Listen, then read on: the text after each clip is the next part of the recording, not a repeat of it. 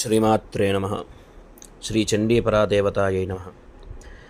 నవరాత్రుల్లో భాగంగా 5వ రోజున మనం చండీ అమ్మవారిని పూజించడం జరుగుతుంది.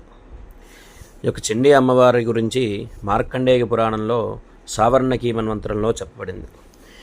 ఈ యొక్క అమ్మవారి గురించి 3 చరిత్రలుగాను 13 అధ్యాయాలుగాను సుమారుగా 700 పైచిలకు శ్లోకాలుగాను అమ్మవారి మాహాత్యాన్ని వర్ణించడం జరిగింది. ఇందులో ఈ యొక్క అమ్మవారి యొక్క చరిత్రలో మొదటి అధ్యాయంలో మేధ అనేటువంటి ఋషీశ్వరుడు సురధుడు అనేటువంటి మహారాజుకు సమాధి అనే ఒక వైశ్యుడుకు ఈ యొక్క భగవతి యొక్క మహిమతను తెలపడం, అలాగే మధుకైటవులు అనే రాక్షసుల్ని అమ్మవారు వధించినటువంటి వృత్తాంతాన్ని తెలపడం చేశారు.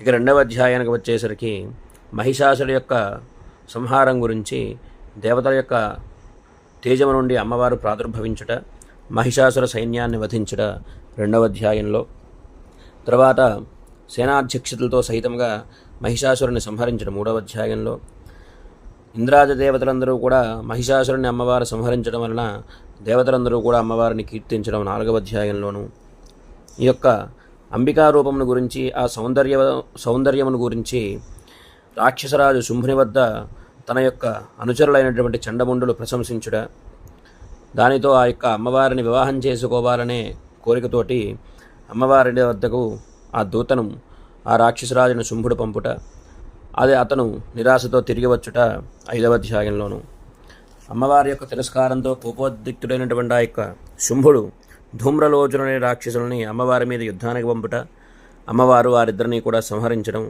7వ అధ్యాయంలోను, తర్వాత చండముండుల్ని వధించడము, తర్వాత రక్తబీజుడు అనేటువంటి రాక్షసుని అమ్మవారు వధించడము, తర్వాత నిశుంభుడు అనేటువంటి రాక్షసుని వధించడము, తర్వాత రాక్షసరాజు అయినటువంటి శుంభుడిని కూడా అమ్మవారు వధించడము 10వ అధ్యాయం వరకు అమ్మవారి యొక్క చరిత్రగా చెప్పబడింది.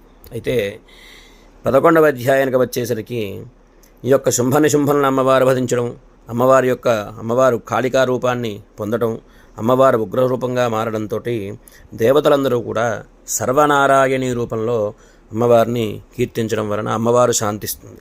ఇది 11వ అధ్యాయంలోను.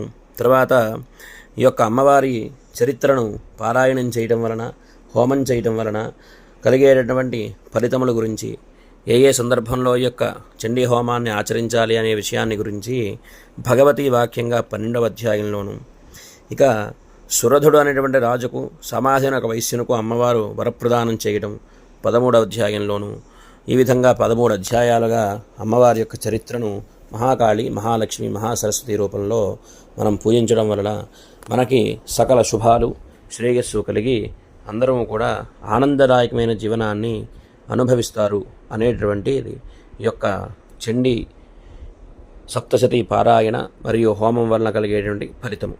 శ్రీమాత్రే నమః.